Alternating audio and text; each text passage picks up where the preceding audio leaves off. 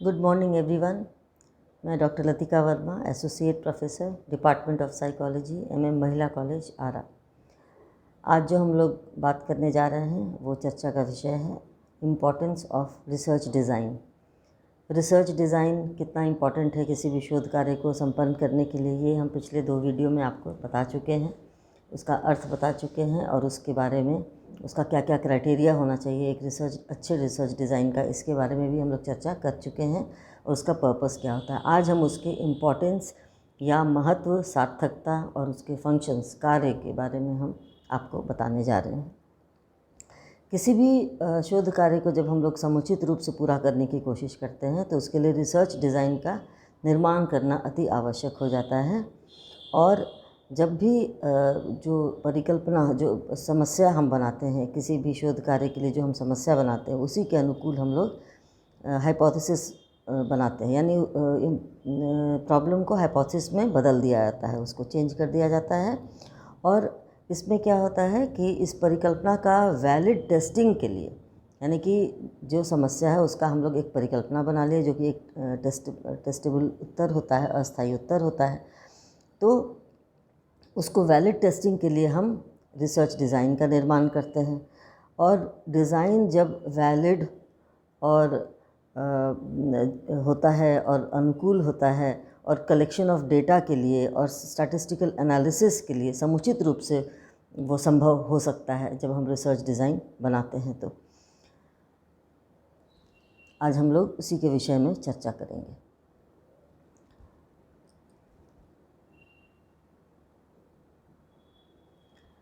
ये post graduate course का topic है, लेकिन इसको हम लोग अंडर ग्रेजुएट में भी कोर्स में भी पढ़ते हैं।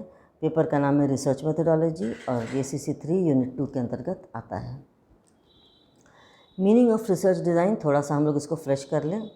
अ research design is a framework और blueprint for conducting the marketing research project, यानी कि एक तरह का ये ब्लूप्रिंट है या फ्रेमवर्क, पूरा एक रूपरेखा जिसको हम कहते हैं, रूपरेखा बनाते हैं। रिसर्च डिज़ाइन इज़ अ रूपरेखा, मतलब फ्रेमवर्क बना लेते हैं कि इस तरीके से हमको आगे बढ़ना है, पूरे शोध को किस तरह से कंडक्ट करना है, ये सारे का एक ब्लूप्रिंट तैयार किया जाता है, उसी को रिसर्च डिज़ाइन कहते हैं। It details the procedures necessary for obtaining the information needed to structure or solve marketing research problems। मतलब इसमें ये पूरा डिटेल में ये प्रोसेस या प्रोसीजर बतलाता है, स्ट्रैटेजी बतलाता है कि किस तरह से हम इंफॉर्मेशन गैदर करेंगे, कैसे हम उसको स्ट्रक्चर में बनाएंगे, कैसे हम उसको सॉल्व करेंगे। In simple words, it is the general plan of how you will go about your research. मतलब एक तरह का प्लानिंग होता है, सिंपल वर्ड्स में हम यही कह सकते हैं, साधारण शब्दों में, कि एक तरह का ये सामान्य प्लान, योजना है जो कि हमें रिसर्च तक पहुंचाता है, पूरे कार्य को करने के लिए हमें बताता है। अ research design is the specification of methods and procedures for acquiring the information needed, यानी कि ये क्या होता है कि ये इसमें स्पेसिफाइड मेथड्स और प्रोसीजर्स जो को हम लोग बनाते हैं, रखते हैं रिसर्च डिज़ाइन में, ताकि हम लोग इंफॉर्मेशन गैदर कर सकें।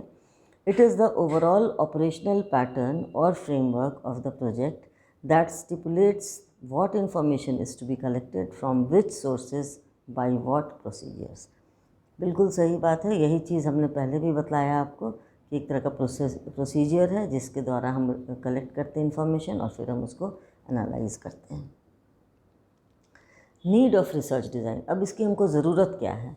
जैसा कि कोई भी काम जब हम लोग करते हैं तो उसके लिए हमें एक योजना बनाते हैं। छोटा काम भी अगर करते हैं हम लोग, घरेलू काम भी करते हैं, छोटा मोटा कुछ, अगर हम लोग शॉपिंग भी जाते हैं तो भी हम लोग एक प्लान करते हैं कि इस तरह से हमको जाना है, यहाँ जाना है, ये खरीदना है। उसी तरह से जब हम पूरे शोध कार्य को करने जा रहे हैं, जब पूरा साइंटिफिक स्टडी हम लोग करने जा रहे हैं, उसके लिए जब हम लोग एक रूपरेखा जब तक तैयार नहीं करेंगे, योजना नहीं बनाएंगे, तब तक उसको हम लोग आगे बढ़ा ही नहीं सकते। और अगर बढ़ाएंगे भी तो बिल्कुल अनरूली हो जाएगा, बिल्कुल चितराया हुआ, बिल्कुल संग्रहित रूप में, ऑर्गेनाइज्ड वे में नहीं कर पाएंगे। इसीलिए इसकी आवश्यकता होती है। The function of a research design is to ensure that requisite data is accordance with the problem at hand is collected accurately and economically, यानी कि जो हम डेटा कलेक्शन करते हैं वो बिल्कुल एक्यूरेट हो, ये रिसर्च डिज़ाइन का सबसे इम्पॉर्टेंट पहलू होता है कि वो ऐसा हो डिज़ाइन हम तैयार करें ताकि जो भी इन्फॉर्मेशन हम गैदर किए उसको हम एक्यूरेटली और इकोनॉमिकली उसको हम लोग कलेक्ट कर सकें डेटा को। In other words, it is the framework, a blueprint for the research study which guides the collection and analysis of the data। यानी कि कलेक्शन भी होता है, मतलब गैदर करते हैं इंफॉर्मेशन और फिर उसको हम एनालाइज करते हैं। The research design depending upon the needs of the researcher may be a very detailed statement और only furnish the minimum information required for planning the research project. तो ये है इसका need. The design decisions happen to be in respect of, इसको हम लोग ये देखते हैं कि जो हम लोग डिज़ाइन बनाते हैं रिसर्च डिज़ाइन, उसमें क्या क्या डिसीजंस, क्या क्या होना चाहिए। What is the study about, किस चीज़ के बारे में हम स्टडी करने जा रहे हैं, अध्ययन करने जा रहे हैं। Why is the study being made, क्यों हम ये अध्ययन करने जा रहे हैं। Where will the study be carried out, ये जो हम अध्ययन करेंगे वो कहाँ पर करेंगे, किन लोगों पर करेंगे। What type of data is required, किस तरह का डेटा हमको ज़रूरत है, इसमें आंकड़ा जो हम बनाएंगे वो किस तरह से बनाएंगे। Where can the required data be found, कहाँ से हमको वो अक्वायर कर सकते हैं, वो जो डेटा आंकड़ा है वो हम कहाँ से गैदर कर सकते हैं। What periods of time will the study include, कितना समय लग सकता है इसमें, कितना हमें वक्त लगेगा अपने इस पूरे रिसर्च वर्क को करने में।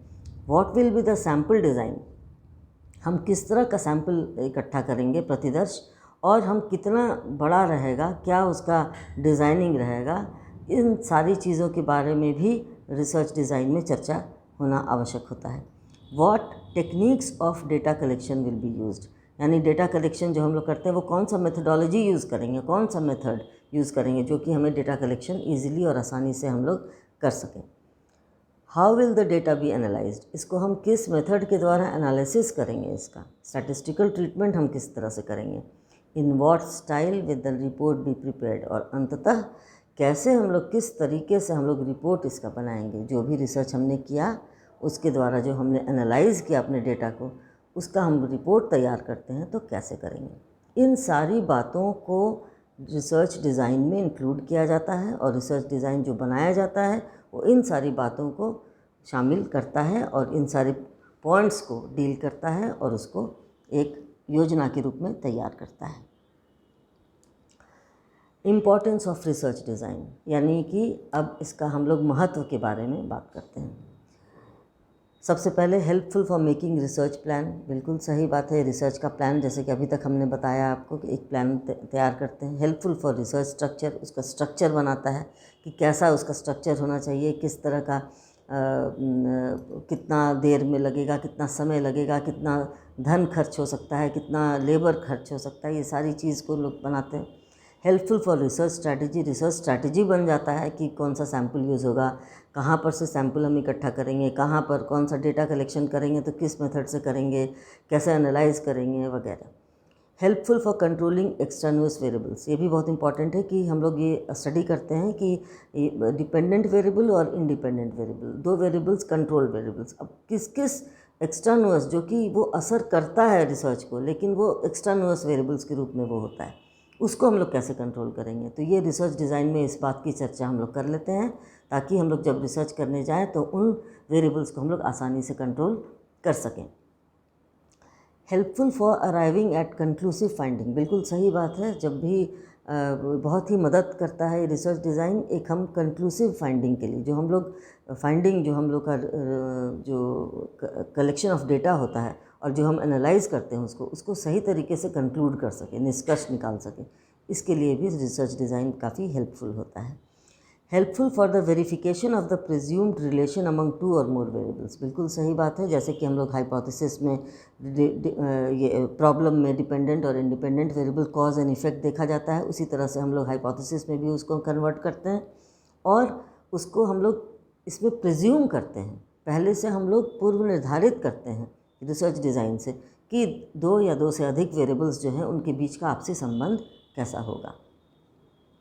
Helpful for minimising error variance, ये भी सही है कि जितने भी एरर होने की संभावना होती है उसको मिनिमाइज़ हम लोग पहले से ही तय कर लेते हैं कि इसको किस तरह से मिनिमाइज़ कर सकते हैं ताकि कोई भी त्रुटि ना रहे। Helpful for making the research objective and accurate, इसका मतलब ये हुआ कि कोई भी रिसर्च को ऑब्जेक्टिव बनाना और एक्यूरेट बिल्कुल सही बनाना, ये भी, इसके लिए भी रिसर्च डिज़ाइन काफ़ी मददगार साबित होता है। Helpful for obtaining valid conclusion, यानी कि वैलिड कंक्लूजन के लिए, जैसे कि अभी हमने बतलाया था कि जो भी निष्कर्ष हम निकालते हैं वो बिल्कुल वैलिड, सार्थक होना चाहिए, इसके लिए भी रिसर्च डिज़ाइन काफ़ी मददगार साबित होता है। तो ये सब इम्पॉर्टेंसेस हैं जो कि एडवांटेजेस हैं जो एक रिसर्च डिज़ाइन बनाने के। बिना रिसर्च डिज़ाइन बनाए यदि हम शोध करेंगे तो कभी भी सफलता हासिल नहीं कर पाएंगे। कंज्यूम्स लेस टाइम, बिल्कुल सही बात है। अगर इसके द्वारा इसका एडवांटेज ये भी है कि जब हम रिसर्च डिज़ाइन पहले से बना लेते हैं तो हम उसी के आधार पर करते चले जाते हैं, तो समय भी काफ़ी कम लगता है। इंश्योर्स प्रोजेक्ट टाइम शेड्यूल, और हमने एक टाइम भी शेड्यूल बना रखा है रिसर्च डिज़ाइन में कि हमें इस कार्य के लिए इतना समय देना है, तो बिल्कुल उस शेड्यूल को हम लोग मेंटेन करते हैं। Helps researcher to prepare himself to carry out research in a proper and systematic way. ये हम लोग पहले से ही तय कर लेते हैं रिसर्च डिज़ाइन में कि हम लोग किस तरीके से प्रॉपर वे में और सिस्टमैटिक वे में अपने रिसर्च को आगे बढ़ाएंगे। तो ये रिसर्चर के लिए बहुत बड़ा हेल्प होता है रिसर्च डिज़ाइन के द्वारा, ताकि रिसर्चर अपने कार्य को बहुत ही सिस्टमैटिक और प्रॉपर वे में आगे बढ़ा सके। Better documentation of the various activities while the project work is going on. इसमें डॉक्यूमेंटेशन भी हम लोग बहुत अच्छे तरीके से कर सकते हैं, क्योंकि जितने भी एक्टिविटीज़ है वो पहले से हम लोगों ने योजना में तैयार कर रखा है कि इस तरह के एक्टिविटीज़ होने वाले हैं। तो ये सारे प्रोजेक्ट वर्क का जो भी डॉक्यूमेंटेशन होता है वो बिल्कुल सही होता है। Helps in proper planning of the resources and the procurement in right time. जो भी हमारा प्रॉपर प्लानिंग होता है और जो हम लोग सही समय पर हम लोग प्रोक्योर कर लेते हैं रिसोर्सेज, ये भी सिर्फ रिसर्च डिज़ाइन के ही द्वारा संभव हो सकता है। प्रोवाइड्स सेटिस्फैक्शन एंड कॉन्फिडेंस, ये भी बहुत इम्पॉर्टेंट है, क्योंकि जो शोधकर्ता किसी समस्या को लेकर शोध करता है तो उसको संतुष्ट भी होना बहुत ही अनिवार्य है। उसको अपने काम में कॉन्फिडेंट भी होना बहुत अनिवार्य है। उसको अपने में विश्वास होना चाहिए कि हम जो कर रहे हैं वो बिल्कुल सही कर रहे हैं और हमारा जो शोध कार्य है बिल्कुल सही दिशा की ओर जा रहा है। Accompanied with a sense of success, उसको एक सक्सेस का अनुभव होना चाहिए। उसको ये फील होना चाहिए कि हम जो कार्य कर रहे हैं बिल्कुल सफलतापूर्वक कर रहे हैं। From the beginning of the work of the research project, मतलब शुरू से ही, जैसे ही वो कार्य शुरू करता है उसमें सेटिस्फैक्शन होना चाहिए, उसके अंदर कॉन्फिडेंस होना चाहिए और उसके अंदर सेंस ऑफ सक्सेस होना चाहिए कि हम जो कार्य कर रहे हैं उसमें हम सफलता हासिल कर रहे हैं और आगे भी करेंगे। तो ये सारी बातें किसके द्वारा संभव हो पाता है? ये रिसर्च डिज़ाइन के द्वारा संभव होता है, क्योंकि जब हम रिसर्च डिज़ाइन बनाते हैं तो इन सारी बातों को हम लोग पहले से चर्चा किए रहते हैं, योजना के अंतर्गत हम लोग इसको रखते हैं और ये काफ़ी हेल्पफुल हो जाता है किसी भी रिसर्चर को कि वो आगे अपना रिसर्च कार्य कर सके और अपने किसी कंक्लूजन पर पहुंच सके। कंक्लूजन के तौर पर हम लोग ये कह सकते हैं कि to be effective research design should furnish at least the following details. जब एक इफ़ेक्टिव यानी बहुत ही सार्थक अच्छा रिसर्च डिज़ाइन होने के लिए ये कुछ बातें हैं जो कि इम्पॉर्टेंट हैं। क्या हैं आइए देखते हैं।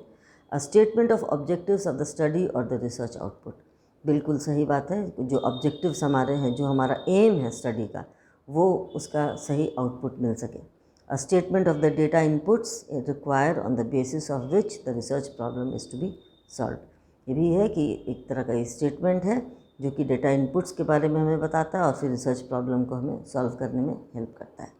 The methods of analysis which shall be use to treat and analyse the data inputs, उसको जो भी हम डेटा हमको मिलता है उन सारे डेटा को हम लोग उसको एनालाइज करते हैं और उसको डेटा इनपुट्स में उसको हम लोग एनालाइज करते हुए आगे कार्य करते हैं।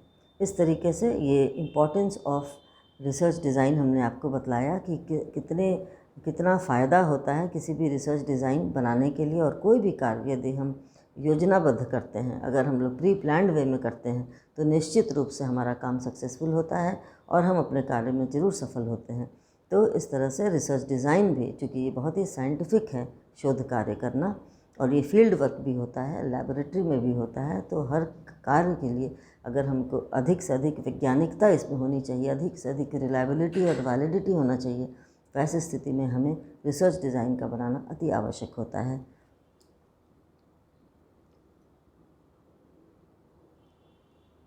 आशा है आपको ये वीडियो पसंद आया होगा और आपको समझ में आया होगा कि इम्पोर्टेंस क्या है एक रिसर्च डिज़ाइन बनाने का। धन्यवाद।